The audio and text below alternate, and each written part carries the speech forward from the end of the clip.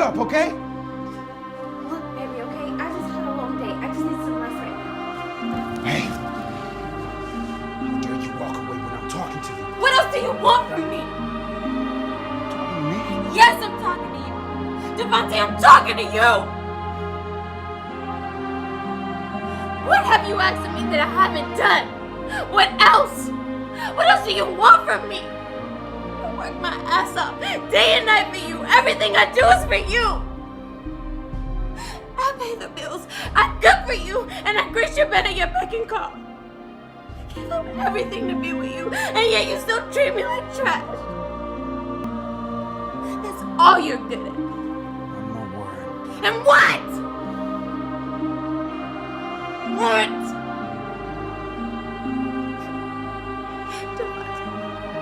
You can break my body, but you cannot break my soul.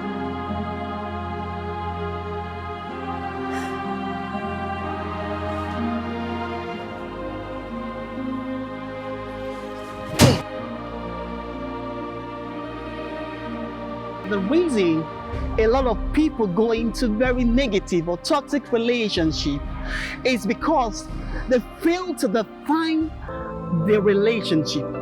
You see, before you get involved in any relationship of any kind, you must first of all ask very important questions. You must define the relationship.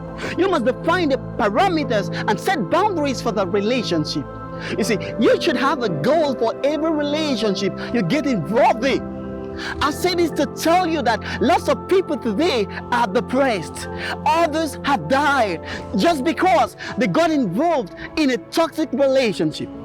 You see, any relationship you get involved in where you're constantly lied to, where your spouse or your partner constantly cheats on you or tells you all kinds of negative things, including beating you up, then it's toxic. You see, toxic relationship is negative. It's not good for you. Sincerely, toxic relationship is not good for your health. You see, to find a lasting and serious relationship, then you must define the reason why you are getting involved in that relationship. You see, a lot of times, people get in relationships just for the negative or the wrong reasons. And that's why it's necessary for you to define the parameters of the relationship so that it can guide both of the parties involved in the relationship. You see, lots of people come up with ideas like, the guy's so handsome. If he leaves me, I'm gonna die. If he leaves me, other people might not be able to tolerate my excesses. But you may be wrong. You see, once that guy leaves, there are 101 number of people who wants to come into your space, who wants to come into relationship with you. So it's time to let go of every toxic and negative relationship you have gotten involved in. You see, any relationship that keeps you awake at night, that makes you to cry, that makes you to be very sorrowful, then it's time to come out of such negative or toxic relationship.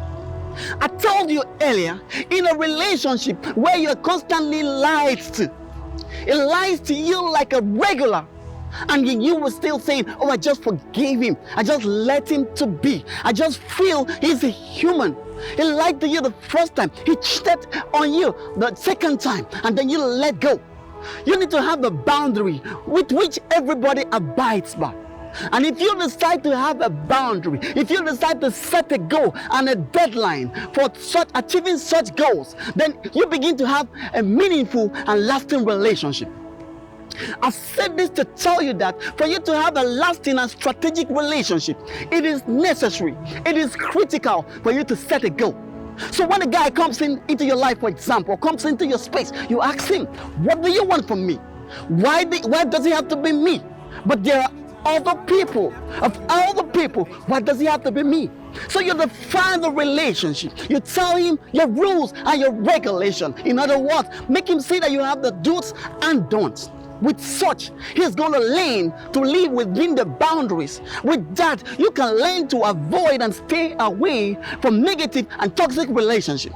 And if you make up your mind to abide by the rules, if you make up your mind to adopt and live by the strategies which I've given you today, then I'll truly see you at the top.